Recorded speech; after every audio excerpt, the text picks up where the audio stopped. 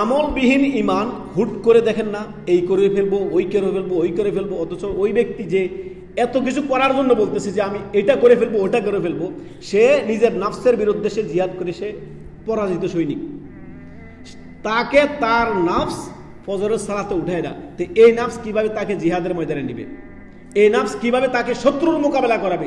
যেই নাফস রবের ডাকে সাড়া দেয় না, যেই নাফস সালাত শিক্ষা দেয় না, যে নাফস রসুলের আদর্শের শিক্ষা দেয় না, যে নাফস তাকে কি করে না, কোরআন সুন্নাহর পথে পরিচালিত করে না, সেই নাফস কিভাবে তাকে শত্রুর রণক্ষেত্রে শত্রুর মুখামুখি করবে?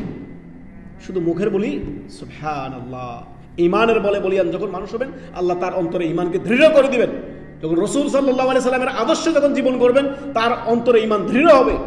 সুবহানাল্লাহ, আল্লাহ আমাদের ইমানকে দৃঢ় করুন, আল্লাহ আমাদের ইমানকে দৃঢ় করুন। শোনেন, আপনার কালেমায়ে শাহাদাতের সাক্ষী দেওয়ার পরে একজন মুসলমানের জীবনে প্রথম কাজ যেটা, সেটা হচ্ছে দৈনন্দিন 5 ওয়াক্ত ফরজ সালাত।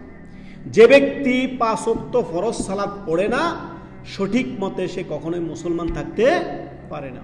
কারণ সালাত পরিত্যাগ করা কুফরি, স্পষ্ট কুফরি। রাসূলুল্লাহ সাল্লাল্লাহু আলাইহি সাল্লাম বলেছেন, বাইনা আবদ ও বাইনা শিরক ও বাইনাল কুফরি তারিকুস সালাহ ফামান তারাকাহা ফাকাদ কাফার। ওমর ইবনে আল খাত্তাবের উক্তি রয়েছে,